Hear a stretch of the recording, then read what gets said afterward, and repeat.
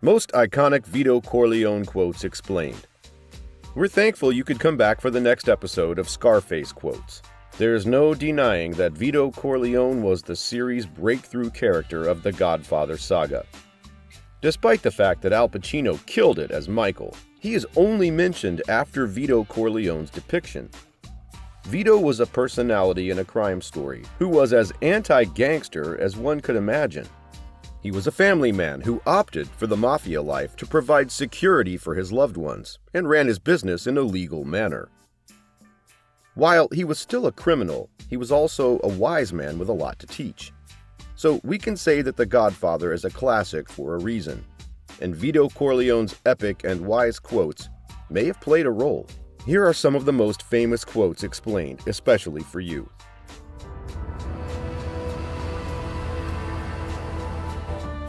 1. To begin with the quote, as you can see, I have a sentimental weakness for my children, and I spoil them. They speak when they should be listening. So let's get started with the backstory. None of the events in the Godfather saga would have occurred if Sonny had understood how to keep his mouth shut. Vito rejected Virgil Sollazzo's offer to go into business during the meeting. Sonny disrupted when he thought the Tattaglias would ensure their future investment. It was at this point that Vito quickly silenced Sonny and turned away the interruption as him spoiling his son. In the final moment, Vito was correct, as Sonny's interjection resulted in Sollazzo trying to hit Vito. When he said he wanted his children to listen rather than talk, Don understood exactly what he was talking about. 2. That is not justice. Your daughter is still alive. That is not justice. Your daughter is still alive. Says the second quote on the list. So when Bonacera came to Vito and asked him to take out all the gangsters who had abused his daughter, it shattered the pretense of the alpha male persona he had worked his entire life to maintain. Vito refused to kill the men because Bonacera's daughter was still alive. It was done to demonstrate to Bonacera that Vito was not a common criminal who would murder simply because someone told him to. Although what occurred to Bonacera's daughter was saddening, Vito could tell the man was selective in his interpretation of what he considered justice. So Vito made it absolutely clear that assassinating the men was not tit for tat. 3. So what's next? You can act like a man. What's the matter with you? You can act like a man! What's the matter with you? On our list, let's get started with the backstory. Men of Vito's generation were not overly sensitive, and while Vito was a sensitive individual in general, he was not a fan of unnecessary drama. When his godson, Johnny Fontaine, approached him for assistance in obtaining a movie role, Vito was not in the mood to watch the man crying in front of him. Vito then stated this quote. Vito started yelling in Johnny's face to act like a man and act on the scenario rather than indulging in it.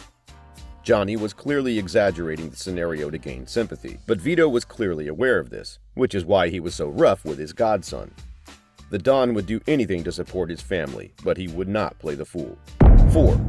The fourth quote on our list is, whoever approaches you with this Barzini meeting is a betrayer. Don't forget about it.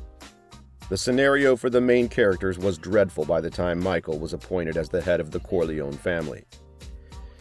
Michael was obviously being set up for death, but they had no idea who could deceive him. Even though he was close to death, Vito was able to read the scenario when no one else could. Crucially, he warned Michael not to believe anyone who offered to arrange a meeting with Don Barzini, as Vito had discovered that Barzini was the one responsible for Sonny's death. This advice to Michael helped him survive. 5. This is the fifth quote on the list, and it is, you've come to me and said, Don Corleone, give me justice. But you don't ask respectfully, and you don't offer friendship. Don Corleone, give me justice. But you don't ask with respect. You don't offer friendship. Vito didn't give Bonacera much flexibility in their communication because he saw right through the man. It was a testament to Vito's calm demeanor, as Bonacera had been incredibly disrespectful by intruding into Vito's daughter's wedding and demanding that he murder people. Vito, sensing an opportunity to put Bonacera in his place while also gaining respect, informed the latter that they were on a two-way street. and that Bonacera would need to prolong a show of friendship. Vito gained another follower as a result of this, as Bonacera agreed to call him Godfather, and affirmed that Vito was a man to be admired. 6. It doesn't make any difference to me what a man does for a living, but your business is a little dangerous. It doesn't make any difference to me what a man does for a living, you understand? But your business is a little dangerous.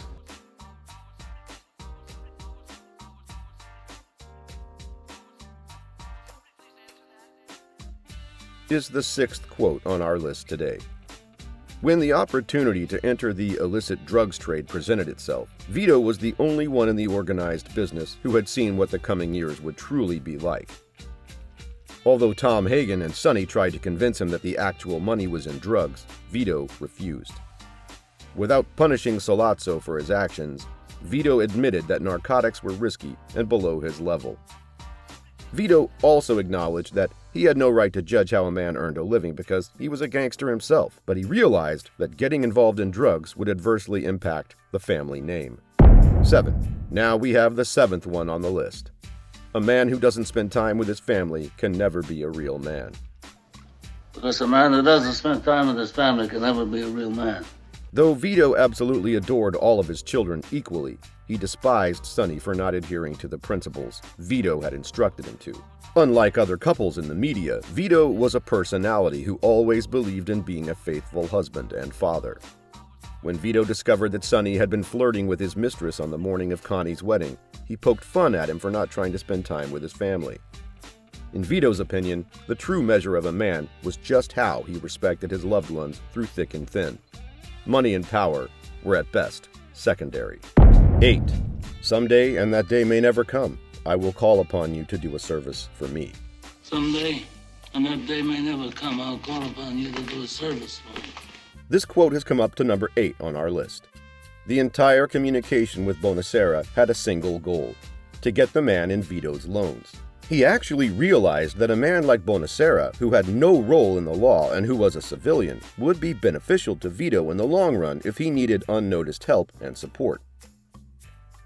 It was done in such a manner that Bonacera, or anyone else, would be forced to repay the massive favor in the coming years. After all, Vito had listened to their concerns, consented to their pleas, and was merely asking for something in return. It was a masterful performance in turning someone into an ally. 9. Can you guess the 9th quote for the day? Is vengeance going to bring your son back to you or my boy back to me? Is vengeance gonna bring your son back to you? Or my boy to me? This is the next quote on our list. Without a doubt, desire for revenge was on Vito's mind at this point, but he was sensible enough to resist the urge to seek vengeance for Sonny's murder because Michael's safety was in jeopardy. Vito made the first step toward harmony during the meeting of the chiefs of the families.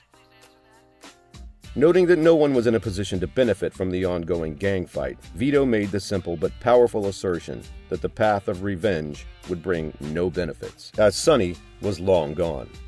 All Vito could do was admit it and hope for the best. 10. So we have reached the last quote for the day. Can you guess this one? I'm gonna make him an offer he can't refuse. I'm gonna make him an offer he can't refuse. What was so sensible about a quotation in which the assumption was to intimidate a man with murder? It had to do with the scheduling of the said moment. Vito never ordered killings on the spur of the moment, and each time he made an intensely personal decision. He would always give the individual in front of him an honest opportunity to think about his plea, even treating them with respect and continuing to try and persuade them to consider Vito's requirements.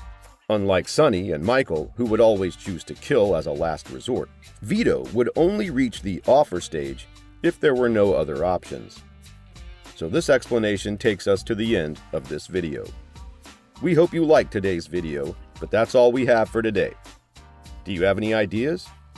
Please leave a comment below, and remember, subscribe to the channel to let us know. We thank everyone who came out to watch.